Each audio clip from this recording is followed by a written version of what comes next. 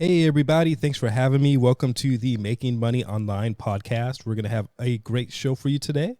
So buckle up and be ready for a good one. I'm going to go ahead and test out some of our elements here. Great. We have the full screen. And let's go ahead and go right back on screen. There we go. Fade in's working great. So welcome in. Let's go ahead and test out a couple of the sounds. Please like the video, subscribe, hit the notification bell, and leave a comment. Oh yeah, so great sound right there. Let's test out another one. Like the video. Good. We're having good sounds here. And we're going to go ahead and go into our first slide. Here we go. Welcome to this show. And let's go ahead and jump back in. And let's get started. So I want to go ahead and jump into the product review part of the show. And here we're going to talk about why and ways you can make money by doing product reviews. So let's go ahead and jump in. So there are 5 legitimate ways you can begin on your first steps to making money by doing product reviews. Now you can do these from home. One of the ways that you can do this is by writing reviews for companies. Now companies like to send out samples to see if consumers are getting the best value for their money. Now when writing a review, you need to be sure to explain how the review is presented, how it will be promoted. If you make a video, you can promote it on YouTube and use social media like Twitter to share it with your followers. Now, there are a lot of great ways that you can utilize this. So keep in mind that this is one of many varieties of ways that you can do product reviews. I like to use my cell phone sometimes and just kind of review things that I have around the house. Sometimes I'll be at my clinic and I'll review things that we use at the clinic. I'm an Amazon affiliate, so I can use links. We'll talk about that a little bit with the affiliate part and leg of the podcast. So you can use different things that can help you with reviews. Now, to become a member of specific sites, sometimes you need to fill out information, detailed information, such as registrational details. This might include your contact information, a brief survey, preferences. These are things that you can do to sign up to get a lot of cool things so that you can review them.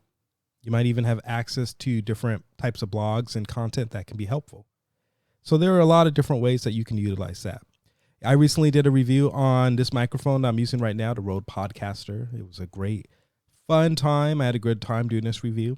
So there are many different ways that you can utilize the ability to do reviews so that you can help yourself earn a little bit of money from AdSense maybe, or affiliate work by leaving a link in the description. We'll talk about that a little bit as we get into the affiliate leg.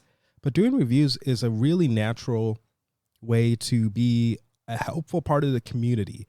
I know I take reviews pretty seriously. I enjoy them. Whenever I buy anything, I always look at the reviews. Even food, a lot of times if I'm going to go to a restaurant, I know, for example, Starbucks or whatnot, more often than not, I will at least at some point look at the reviews. The great thing about looking up a number or an address is often the reviews are already with it, matched up with it. So you can kind of take a look at the reviews and see if this is a place worth going. If it's 1 out of 5 stars, you might have to worry about the safety of your food. So you might not want to go there. But if it's about 4.5 out of 5 or 5 stars, and you know you're in good shape, it's going to be money pretty much well spent because you're going to have a good amount of nourishment and satisfaction with the overall product. So reviews can be very helpful. Hopefully you can look at reviews as a way that you can give back and have a means of helping others by doing your reviews. So keep in mind, reviews can help out a lot of people. I personally do reviews because I know that it's helped me out having seen many reviews. So a lot of times I am trying to pay it forward. All right. Another thing about reviews is it keeps you busy and maintains a level of critical thinking. Let's talk a little bit about the first one, keeping you busy. A lot of times it can get you can get complacent with products that you have in use. Now, when you're doing a review, a lot of times you're going to be testing out that product, sometimes even testing it out to the maximum capabilities of that product, which keeps you fairly engaged with that product. When I say busy, I'm referring to busy with the product. You want to be able to utilize the stuff you own and use, know what you can use it for, and hopefully have a good amount of experience with it, or else why even buy it in the first place?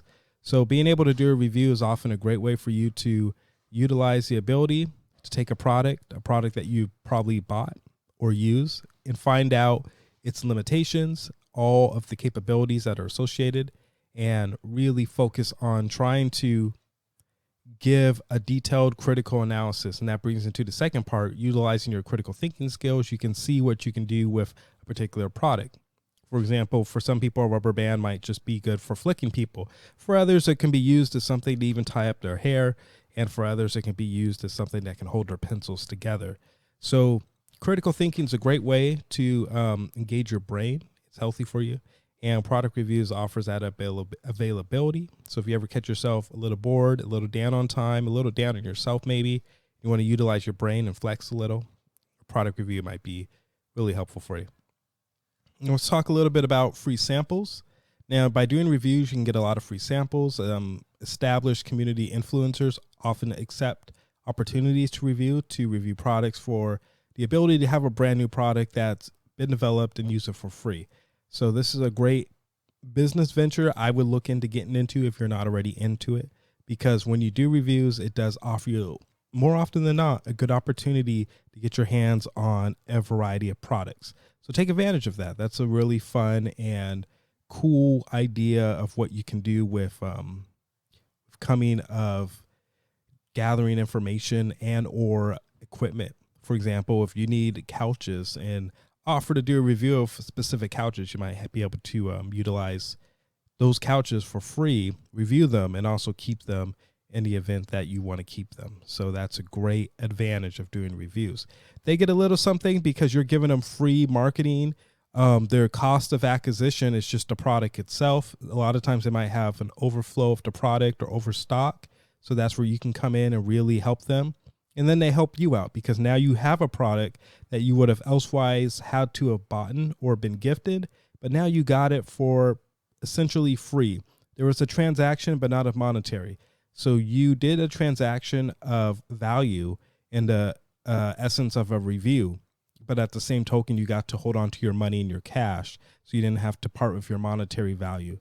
So that can be a lot of fun for a lot of people, and that's something that I highly recommend that you continue to look into if you're someone that's in need of a specific product. For example, I'll probably be doing iPad reviews. I use the iPad a lot, and with the newer model going to come out sooner than later, I think it would be great if I can get an opportunity to do a review on the iPad. So that's going to be something I'll be looking out for and watching. So hopefully you can take heed to that and really appreciate some of the information that comes from reviews, and also feel inspired that you can go out and make reviews, because like we said in the beginning of the video, they are very helpful. They do a good job of keeping you engaged with the product and also engaged in general. They also help you flex out your critical thinking capabilities, which is nice. And on top of that, you can have access to a lot of good equipment, a lot of things that you may need for free in terms of monetary value. Let's keep remembering, though, that you are exchanging value. You don't have to feel guilty. You don't have to feel like you're stealing or robbing. You are exchanging value in the essence of a review, but monetarily, you are keeping your money, which is fine. So hold on to the notion that you are providing some value. It's not essentially free, but monetary wise, you're getting a product for free, which is fantastic. So go ahead and give an honest review. Honest reviews are important because that is good for the audience and the clientele. I wouldn't lie to you. I talk about things that I would probably not necessarily feel I need to talk about. I would stay away from, but I would say no to the pressures to lie to you, because I don't think that's okay.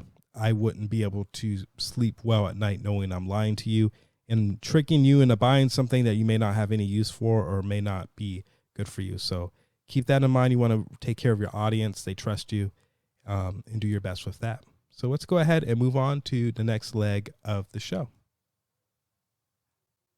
And at this point, I'm going to ask you to subscribe to the channel.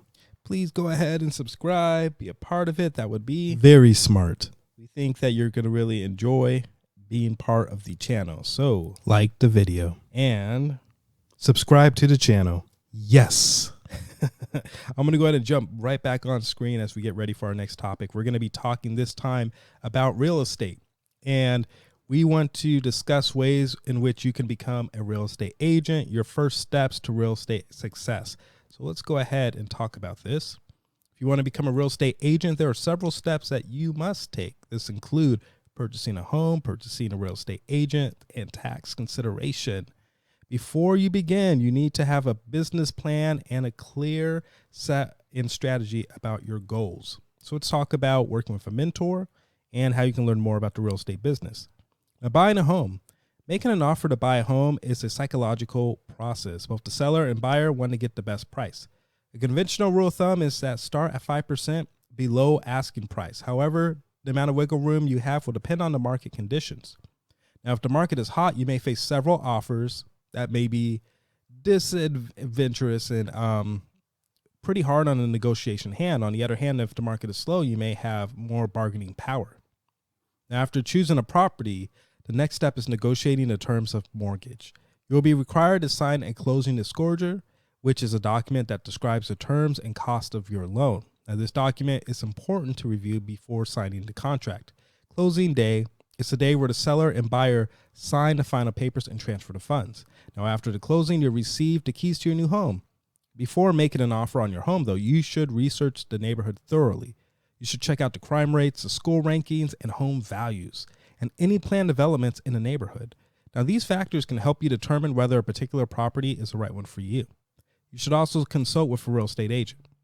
Now, before meeting with a loan officer, you should take this time to research your financial options. The home buying process moves quickly, and you may not have enough time to thoroughly analyze your financial options. If you're not prepared, you may end up settling for your first loan that's offered to you. Now, this could mean missing out on a lower rate or better loan program. So become a real estate agent and utilize the availability and the possibility of learning about this. Now, if you don't want to become a real estate agent, you don't have to, but this is another great step that you could do to learn more about the organization in real estate and even more into real estate investments. So you can join a brokerage. Now, this will help you find clients and market yourself, as well as give you valuable real estate experience. Now, before you join a brokerage, it's important to understand and select the right ones for your needs. So look for potential brokerage that provide office space, educational opportunities, and reasonable fees. In addition to taking real estate courses, it's important to invest in side sales. Now, business cards, a website. You should also make sure you're available for questions that your clients may have, and you're ready to jump into bidding wars. Now, once you have chosen a real estate agency, you want to market yourself to start earning. Real estate brokerage will often pay their agents pretty well. That means they're more likely to make a commission than a regular agent. It's important to remember that a brokerage can only be profitable as the person behind it. A brokerage can help you find a buyer or seller. Now, by learning the process of buying and selling property can be a success as far as becoming a real estate agent. Now, to become a real estate agent, you should pass a background check. The background checks for various different things, and these are going to vary by state, but typically include a criminal record check and a fingerprint search. Depending on your state, you may also have to pass a licensing exam. The exam will cover the legal requirements for the listing and selling of properties, as well as financial and professional responsibilities. Now, once you've passed the real estate licensing exam, it is time to learn how to market yourself as a real estate agent. In addition to learning how to sell homes and land, you need to also understand how to create successful lead generation strategies. Now, you can also use this as a transferable skill. It doesn't necessarily have to remain and strictly be a part of real estate, but transferable skills in a sense of lead generation strategies can be helpful in just about any means of making money online. Now, you will want to learn about housing market and industry trends. Articles written about the real estate industry are a great resource for learning about these topics. Now, tax consideration for real estate investing is important as well. Now, when you invest in real estate, you must consider a number of tax considerations. One of these is the amount of passive income you can deduct.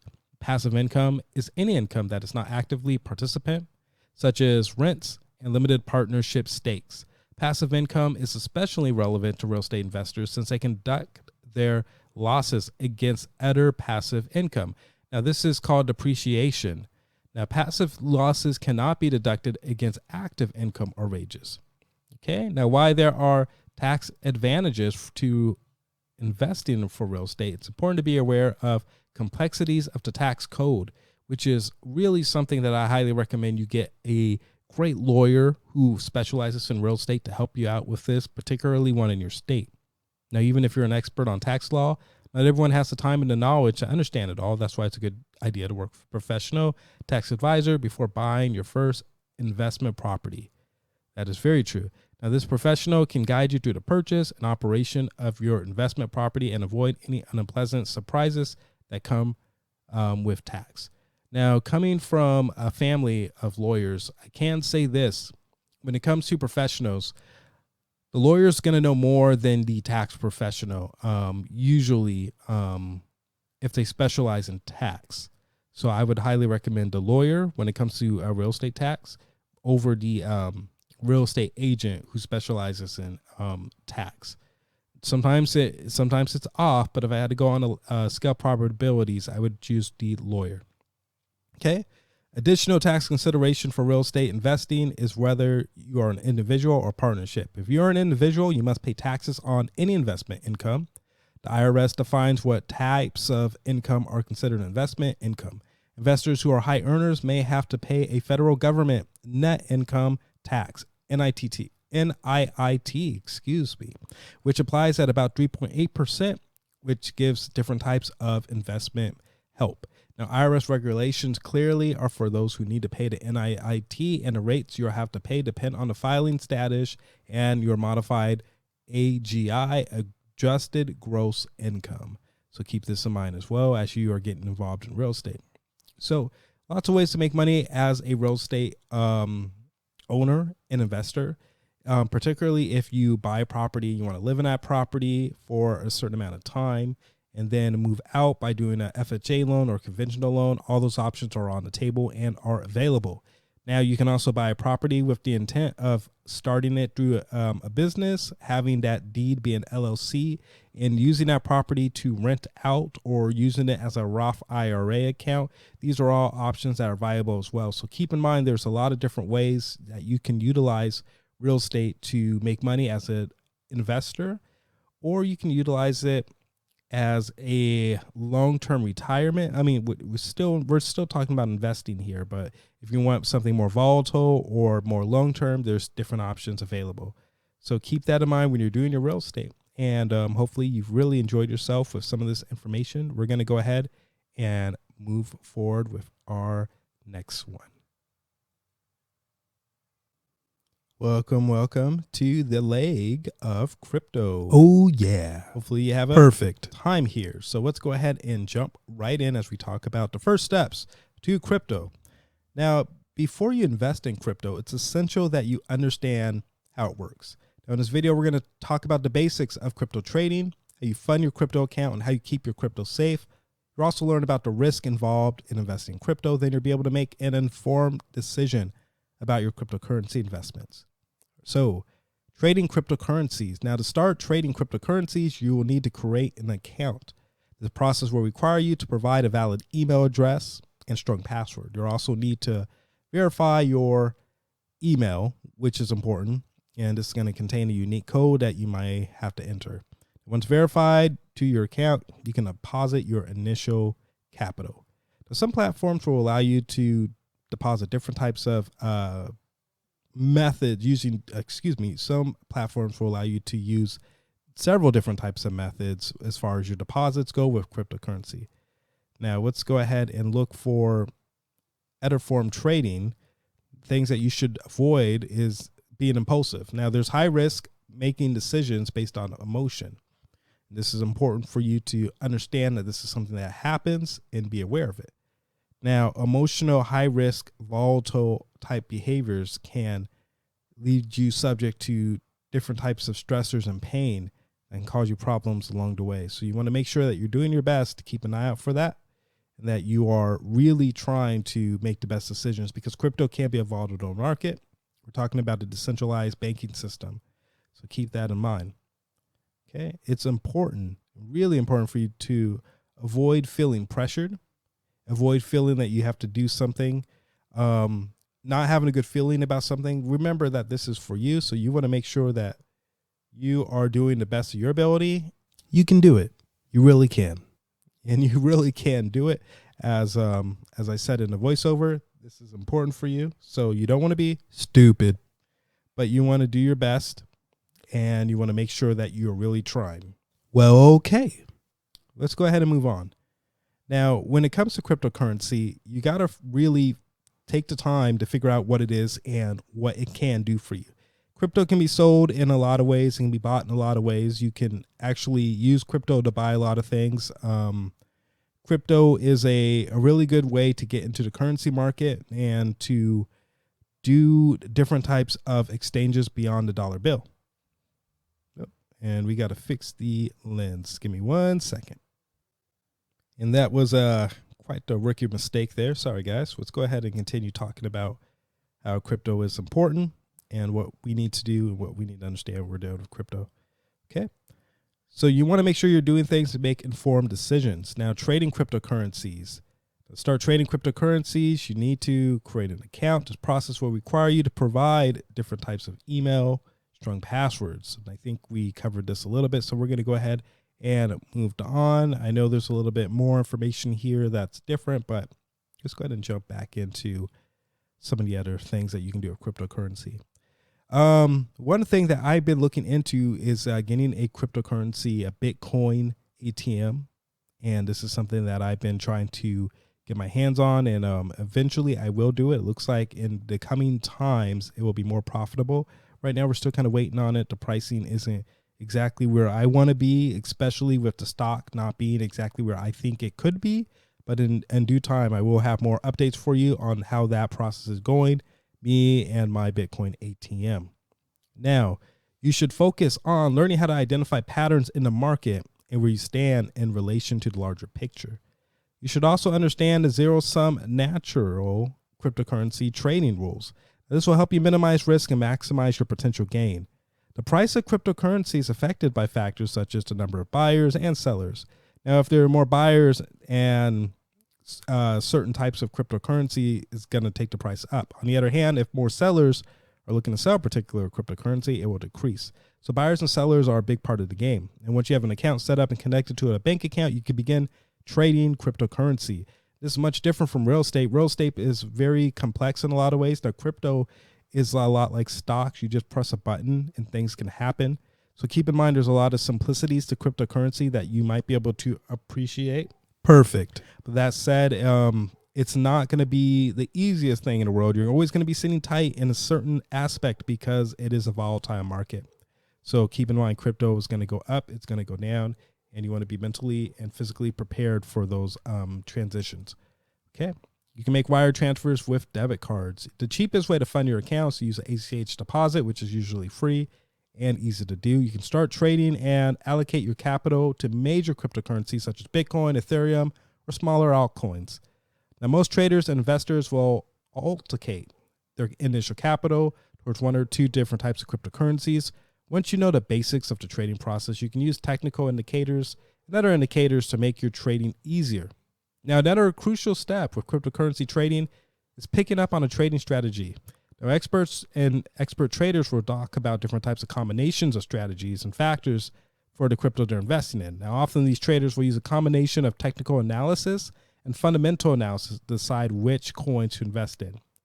Now, funding a cryptocurrency account is one of the few steps in the trading process, and it allows you to make trades without having real risk of real money. Moreover, it gives you access to useful data and a chance to adjust your strategy. Now, according to market conditions, now while volatile markets can be beneficial for bulls, it can create opportunities for bears. However, there are a few security considerations that must be taken into consideration. First, make sure the credit union you're dealing with is ready to fight fraudulence. Now, getting fraudulence on your account is not fun. It's something that recently happened to me. You just have to deal with it. You have to attack it head on and see if you can get someone in the bank with actual power or sauce to help you through the process.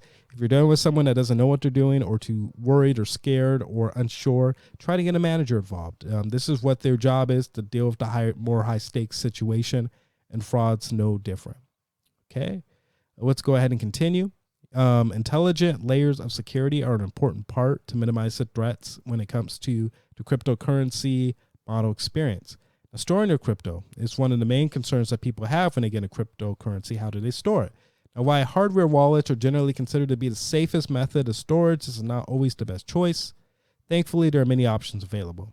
So let's go ahead and talk about a couple of these options. First, consider using a hard drive. Not only is this a physical storage for your crypto, it can provide a protection against hackers and malware. There have been several instances where hacked cryptocurrency sites, and a hard drive can protect you from these threats. Moreover, many and most hard drives allow you to store multiple cryptocurrencies. This way you could use one device to store all your digital assets. Now, the way you can avoid losing your funds if you're online is using one of these devices.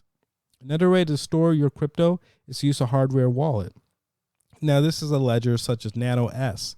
It's small enough to be kept safe and compatible with several different types of cryptocurrencies. Make sure you write down a recovery phrase and a PIN number for your hardware wallet.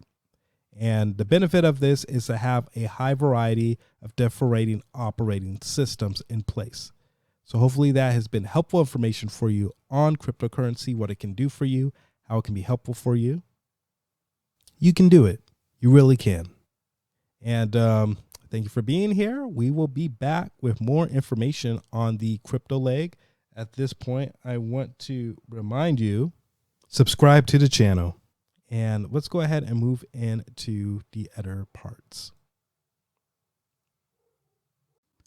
All right, hopefully you are enjoying yourself. Yes, we're going to be talking now about affiliate marketing. And let's go ahead and dive into the first steps to affiliate marketing. As an affiliate marketer, you have a certain amount of steps to take in order to be successful. Now, these include building a website, finding an affiliate partner, tracking conversion rates, and setting realistic goals.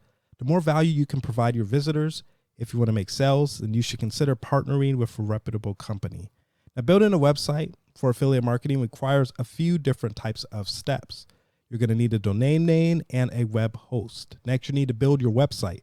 The process can be intimidating for beginners, but it's not impossible. And I want to hit a button here, like the video. So make sure you're liking the video. Yes. Now, you can hire a professional web developer to help build your site, or you can build it yourself with a few free tools. I personally like a tool called YT Evo. It's on the website. I'm going to see if I can link it into the video. It's a beautiful way for you to build your website. I highly recommend it. Gets it done pretty quickly and adds a blog. Okay, now content is very important. So if for an affiliate marketing campaign, make sure you incorporate visuals to break up the text and highlight the important points. This is really good for your customers so that they can, I don't know if we are calling them customers yet. I guess they are potential customers, but for the most part, they are peers who are engaging with your campaigns. So you want to make sure that you are trying to do engaging, interactive features to help them feel courted and help them feel a bond and a level of trust so that you can let them know about this great and exciting product. That way, you can really help be that middleman and icebreaker for them in the product. That said, it's very important for you to make sure that you have that developed trust and you don't betray. You want to make sure that you are really doing the best of your ability to help out these and those who are involved in the process. Okay, now remember that images are better than text. You should upload your content to your website regularly. At least 3 or 4 times a week would be ideal. If you use WordPress, you can schedule different types of tools to make it easier to post content on a regular basis. To optimize your site and your search engine optimization, using keywords are a great idea. Now, there are many different technical steps you might want to follow when it comes to an affiliate website and a search engine friendly type of attire. Now, affiliate marketing is an extremely popular way to earn money. It's a well-known way for you to make some people make upwards close to $100,000 a month in affiliate marketing, if not more. It's easier than selling products online for sure, but it requires proper strategies and preparation. Now, building a website for an affiliate marketing campaign can be easy and profitable with WordPress. So keep in mind, having a good website, particularly a WordPress site, can be helpful. I like WordPress because of the many plugins that you can do. A lot of people like to integrate different types of ideas and tools, and they like to put that into WordPress. And the next step is to choose a website builder. There are many options at a low cost. Some will cost as little as $100, and I know $100 can be a lot for you, but keep in mind that the potential here is to make money, and the idea is to have something substantial. So $100 may feel like a lot, but really in the grand scheme of it, that's not a lot of money to get a working aesthetically appeasing website built and ready to go. So let's continue on. On the platform you choose, it needs to look and feel like a website. It's important to choose a theme for your website. You should choose a theme that is suitable for your niche. There are also plugins available to help you optimize your site. Several of WordPress plugins are SEO friendly. If you don't know what SEO means, it's search engine optimization. This is the way that you are found. The higher you are in search engine optimization, the better and easier it is for people to get to you and find out what you are offering, selling, or plugging. Now, finding an affiliate partner, in marketing is a popular means of earning money, and it's a great way for you to get started in your first steps. I like to use Amazon as an affiliate partner.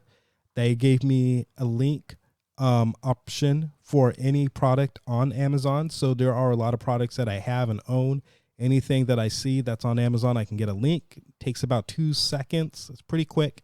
If I don't want to use a link, I can get a QR code, or I can get something else. I believe a text message or an email. This gives me opportunity to send people via my link. If they purchase through my link, I get a commission. So it's a great way for me to promote Amazon, give them free marketing, and it's a great way for me to get a kickback as well and earn some money. Particularly, the more I do it, the more earning potential that is out there. The idea, though, is to make sure you know enough people and that you're getting those people to use your link. Okay. Now, understand what you are promoting. This is an important part of what you're doing. We talked about product reviews earlier. Product reviews are a really good way for you to explain and thoroughly justify a specific product for the needs that someone may have. If you have done that and have done it well, you may want to include an affiliate marketing link. And we talked about when we would discuss the affiliate marketing links. You want to put those in after you've justified the use of a product, maybe a product that someone needs and they needed to figure out why they need to purchase it, how much of it they're going to use, where they can use it, how they can maximize it. Once they've gone through those motions, they're going to be ready to purchase. So if you have an affiliate link, that's a great way for them to not only get to the product to buy it, but a way for you to get a commission, and also a way for them to feel good about thanking you. Knowing that they're going to give you a commission might give them even more incentive, particularly because you've helped them identify the pain points they have, address them, and the needs that they need to overcome by using a product. So if they decided they're going to buy the product, they may be thankful and gracious and want to see you reward by paying it forward. By using your link, you give them a great way to make it even, so to speak, or to make it right if they feel like they cheated you in any way. So that way everyone can win. The manufacturer and the business owners can win. The customer can win because now they have a product that fulfills their needs, and you as an affiliate can win because now you've gotten a little bit of commission for your time and your money. You didn't take on the risk of developing the product, creating the product, marketing the product, but you took, partially marketing. You took on the risk as an affiliate, so you get affiliate's fee. Which is great. Okay, let's go ahead and move on to our next topic. Now, affiliate marketing is a great way to supplement existing income or even become your primary source of income. However, it's important to understand how to promote your affiliate partners properly so that they receive traffic and sales. This is where various marketing tactics come into play. So you want to really work on different types of posting and promotion as a great way to become a really good affiliate marketer.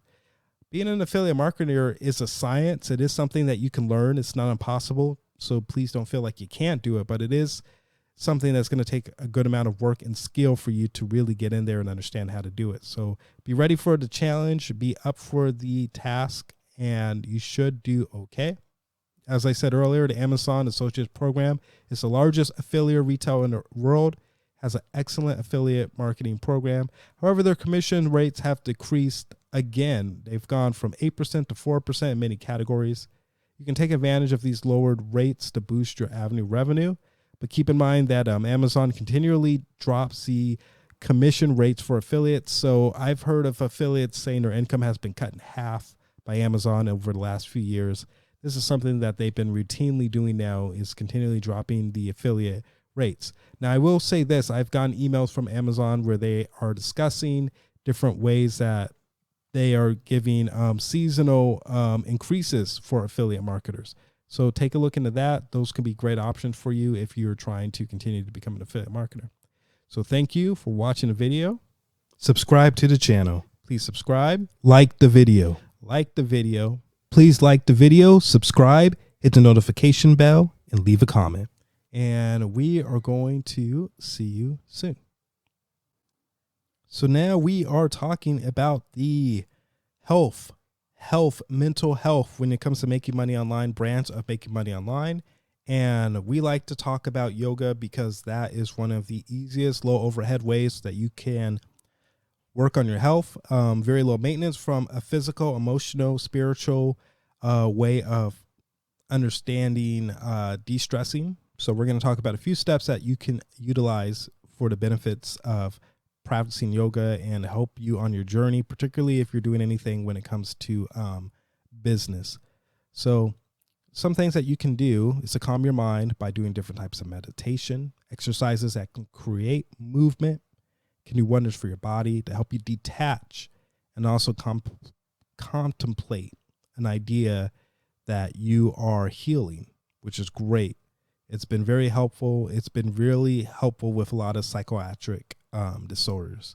Now, practicing yoga, the first steps can involve awareness, studying yoga postures, things such as mudras, mantras. These techniques will help you understand the mental benefits of yoga and build a strong, flexible body.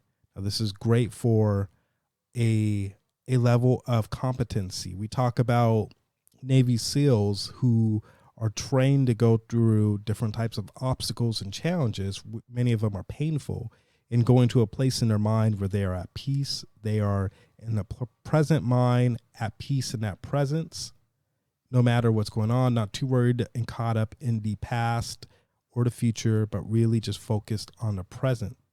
And that's a beautiful way to go about your yoga journey. There's also the idea of the drishti, your focus point of attention. When I did a lot of my yoga training, we focused on specific postures we would do, and we'd point straight ahead. And at that point, that would be our drishti. Or we'd be doing postures and versions where our head is dropped lower than our heart. The drishti, that point of focus would then be the tip of our nose. It can be your belly button. You don't necessarily have to look there, but you want to engage your brain and your mind and your focus towards that direction with intention. That's a great way to keep your mind focused on that, distract it from different types of other thought that may come into your brain. And this is a good way for you to take a break. Give yourself and your body a chance to reset as you go through the motions of trying to really figure out how you can utilize your brain power in your body for the better. So beginners should try to attend a yoga class at least once a week. It's really, really good for several months. This will help consistency and help you with the poses and the flow of the class as it becomes second nature. As a result, you will feel the benefits of yoga more often than not. And many studios and workshops will offer things for beginners and advanced students to come in for fundamental work and postures and alignment. I used to do a lot of things with alignment, posture work with beginners and advanced. And I did a lot of home visits. I used to do a lot of different types of yoga style help for those with big companies. Entire corporations would send in maybe 50, 60 people. We'd meet at a hotel, and inside the dining room, I would give them a straight good yoga class and just go up and down the aisles and make sure that they're being able to get into the posture, let them have a few jokes here and there. It was a great way for them to kind of relax and take a break. So really, really good work. Okay. Now these can be complicated and challenging. And with dedication and the right approach, yoga can benefit every aspect of your life. Now, this can improve your sleep, your energy levels, and relationship with others by practicing a regular yoga practice. However, it may take months or years to see results. This is also very true. I know people who practice yoga for many years. They didn't feel like they actually absorbed any of the impact of the mental or emotional side. Not until years later, they didn't change anything. Some of them have even taken a break from yoga and realized over the years with maturity, the combination of the two really did a good amount of focus for them on a mental level. On the physical side, a lot of people may not notice much on an emotional side as far as feeling better about things, making their peace with things faster, being able to move through obstacles a little smoother, but they may notice that their blood pressure is lower. They may also notice that their lab results have been more I guess I'd say, I don't want to say lower, but more at a level of equilibrium. This is because of the amount of de-stress you're doing when you're doing your yoga practice. So usually when you're doing yoga, you should help your body be the most functional. That's kind of the goal of yoga, is to be of balance. Okay. The most important aspect of yoga practice for beginners is the connection between awareness and breath, which I definitely agree with. You really want to focus on the breath and awareness as you're doing your yoga, so it can be a guide for you as you do your asanas, which are your postures, or your meditations. Restorative yoga is a little bit of a bridge between both posture and meditation. There's types of yoga like yoga nidra, where you're kind of asleep almost. You would probably answer if someone called your name, but you might be snoring. Even in those instances, when you can, focus your awareness on the breath. And that should really help guide you and relax your mind, allow your body and your muscles to kind of give in, sink, take a load off, and then you can really let them get stretched out to some of these postures. Now, by guiding the breath, you can relax and reduce stress and become more aware of the moment. Observation is also an important part of learning yoga. Before you take a yoga class, observe an experienced instructor to gain understanding of the flow and structure of the class.